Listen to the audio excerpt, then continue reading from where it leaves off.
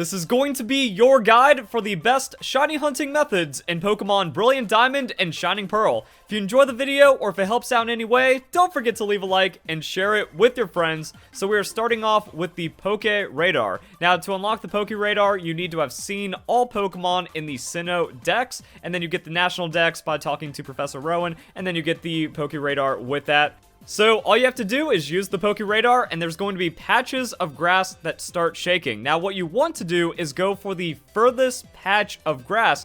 Now the reason why you want to go to the furthest patch of grass is because there's a ring system for keeping the chain alive. That you have to look at it as rings around your character in grass patches. So if you go 4 patches away in a ring, that's going to be the best chance of keeping the chain alive. Also, it's further than 4, you're still going to be good to go right there. So by just going into the encounter and defeating a Pokemon, you have an 83% chance of not breaking the chain. Now that sounds pretty bad, but if you capture the Pokemon, it gives you 10% more of a chance. So if I caught that Kricketune, it would have been a 93% chance to keep the chain going, only a 7% chance for it to expire. We can also see what the result is. We still have our chain going because the grass is still shaking. So you want to find the largest patch of grass in the route of the Pokemon that you're targeting. That way you have the best chance of getting patches to spawn 4 rings away from you.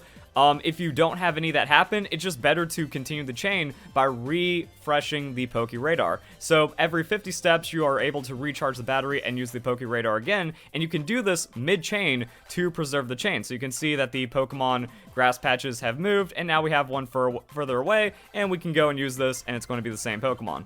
So that's the thing about chaining, is that it's going to be the same species of Pokemon as the one you initially encountered, which means if you don't want to go for Kricketune, and this is going to eventually stack into shiny odds, then you just run away. That breaks the chain. Also, if you catch a Pokemon and then there's no more shaking grass, chain's broken. That's it. You're restarting from 0. There's nothing you can do about it. This is a very unforgiving system, and unfortunately, it is luck-based. That's the whole thing about this 93 right here. You can do everything right, but there's still a 7% chance at the end of each battle that your chain expires and you're starting from scratch. So it is pretty unfortunate because it means, at best, you have a 93% chance of not breaking your chain after capture. Doing everything right yields a 5% chance.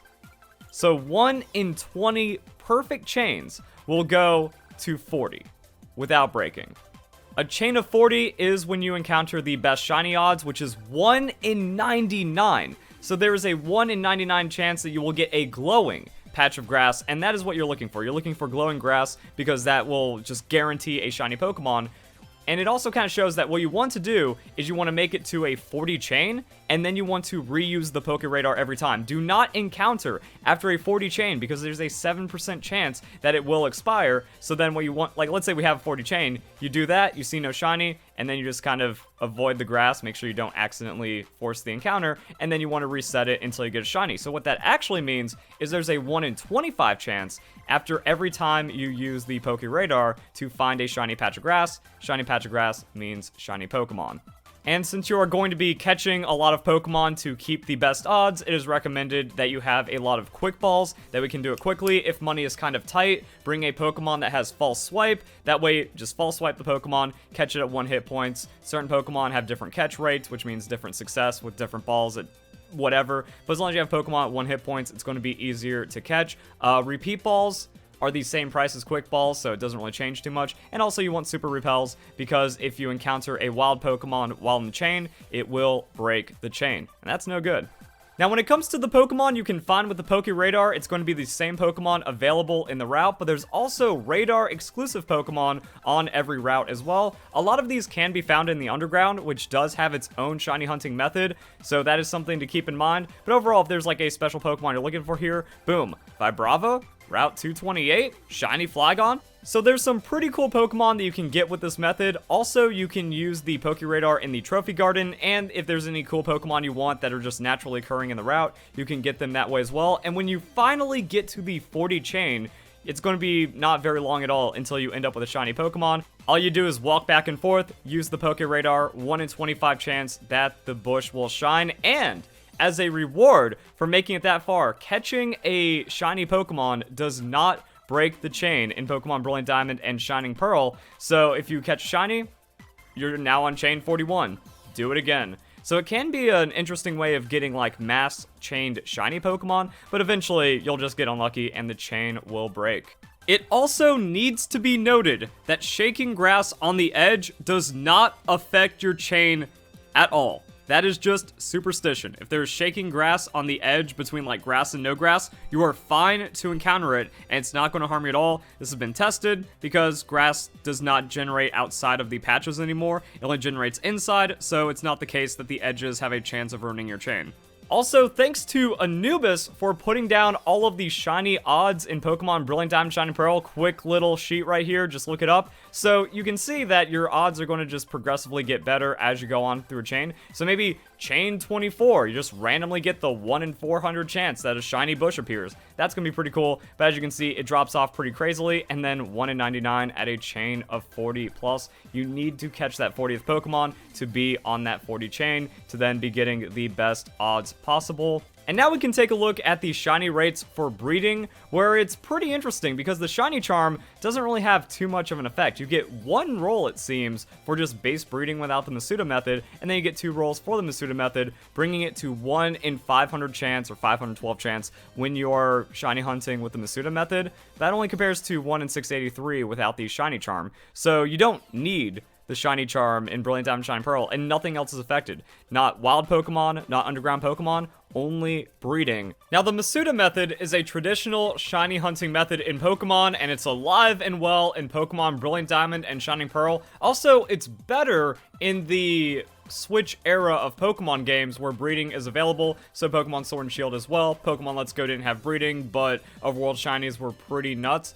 All you need to do is breed 2 Pokemon in the daycare that are from different language games, and with the Nintendo Switch, since it's a region unlock system, you can actually just make a new save file and then play that on a different language, and those Pokemon will count as different language Pokemon. So naturally, people want to get Japanese Ditto, since that means that Ditto will be able to breed with pretty much any Pokemon. It'll be a foreign Ditto, or it doesn't have to be Japanese, but that was like kind of the traditional one. So you just get a foreign Ditto, you breed that with any Pokemon that you want, and then you're just naturally getting the better shiny odds. That's all there is to it. 2 different languages, and every egg has a 1 in 683 chance of being shiny, but this comes with the massive disclaimer that you need to be very careful of the Ditto that you receive, because any IV foreign Ditto is 100% going to be hacked, and breeding with a hacked Ditto is considered cheating. So if you see anyone advertising like 6IV,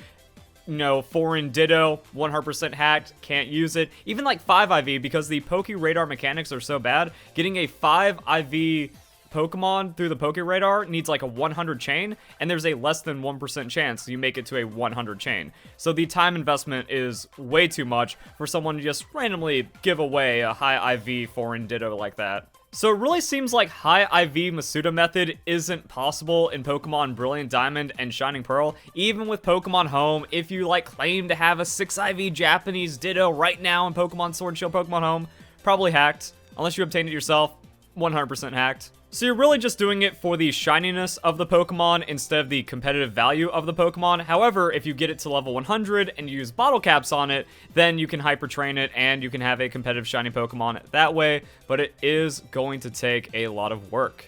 And then there's shiny hunting in the underground. So the underground is a large area that has tons of different locations for Pokemon to spawn and wide varied tables of Pokemon that can spawn. So if you're looking for a Pokemon to go for shiny, you should consider looking it up on this. I'll have a link down below. But let's just look up Gabite. I want that shiny Garchomp. It'd be pretty cool. Well, Gabite does appear in certain areas, caves with the water biome, or just other things, cave with grass and water, etc. So you can find all kinds of Pokemon, and you can even find starter Pokemon. So the starter Pokemon at the beginning of the game is not shiny locked, but you actually have to use the Pokemon before, you have to see it in battle because it doesn't appear shiny on the select screen. So it takes a lot of time, and it's going to be full odds.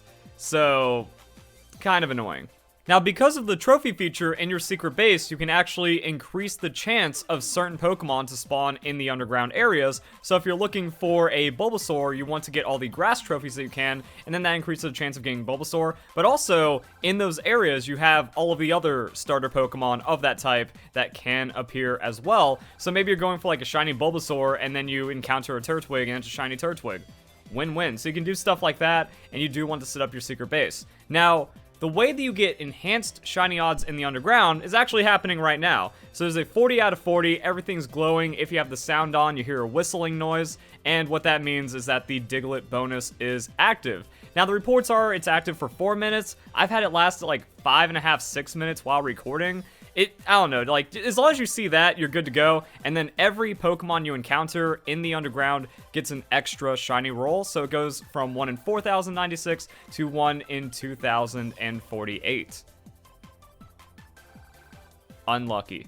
So once this means is that once the bonus activates, you have a short amount of time to go to an area of the Pokemon you're targeting and then reset the area and get as many encounters as you can. There's no guarantee that you will get a shiny Pokemon inside of the duration of the Diglett bonus, and only one shiny roll isn't really too crazy. Now I want to do more testing to see if the underground shiny hunting method is worth it, but it does seem like the Masuda method is just straight up the best in this game, especially if you get the shiny charm just from either Pokemon home transfer or naturally completing the dex or something like that. And different areas are going to have different Pokemon spawning in different locations. So like this would actually be a terrible place to soft reset because I see like 1 or 2 Pokemon, but some entrances you can see 3 or 4 Pokemon just from where you end up spawning in. So make sure you have a secret base set up close to a good area of the Pokemon you're looking for. And secret base placement is key. The reason why it's called the Diglett bonus is because when you see a Diglett in the underground, you run over it and then you get a point that contributes to the 40.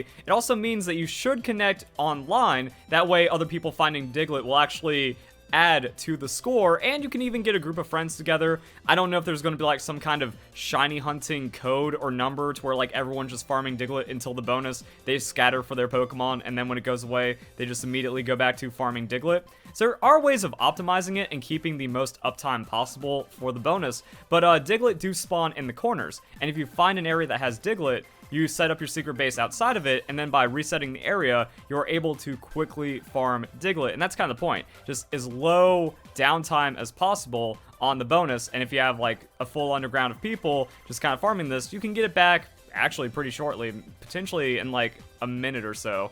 So even though it is kind of annoying, it does take you out of it for a bit, you can keep a pretty high uptime on the shiny odds. And that's pretty much going to be it for shiny hunting in Pokemon Brilliant Diamond and Shining Pearl. There's event Pokemon like the Eevee that is not shiny locked, but soft resetting BB's Eevee, not worth it. You're just better off doing the Masuda method. As you can see here, these are what the odds look like. Overall Pokemon don't really do anything. The mythical Pokemon, Jirachi and Mew, also as well as the Manaphy Egg, those will never be shiny. Those are indeed shiny locked. But Shaman and Darkrai Overworld encounters, once the event becomes available, those are not shiny locked. So you can actually soft reset for those shiny Pokemon. Legendaries in Ramona's Park, those can be shiny, but no shiny charm means just straight up full odds. And in-game trades are predetermined Pokemon, so those will never be shiny. All data is from Cathodix. We already showed him a bit earlier on some of these values right here. Shiny statues do not boost shiny rates. They work better than regular statues at increasing the types of Pokemon that appear. Diglett bonus, if you hear it, it could also be called the Lightstone. Gives 4 minutes of 1 extra shiny roll. My minutes have varied. Maybe it's just because like underground communication timings or something, I don't know. And also rates may change with future patches. Use newer tables if possible. Don't get your hopes up about that. There's like less than a 1% chance that something's actually modified about shiny hunting in Pokemon Brilliant Diamond Shine Pearl. And like I said, that is pretty much going to be it. It's a mix of like overcomplicating things and not overcomplicating things. Masuda method, very standard, very straightforward. A few basic rules for the DexNav, or not DexNav, the Poke Radar, but that can still screw you over. And then underground is this, and then hopefully the Pokemon you're looking for in the underground is common enough with the statues that you place in the area you're looking for. That's kind of it. So yeah, if the underground shiny hunting actually turns out to be really cool, then we have something here. Other than that, Pokemon Brilliant Diamond Shine Pearl does seem pretty weak for shiny hunting. So hope you guys enjoy the video. I hope you all have a nice day. Thank you very much for watching.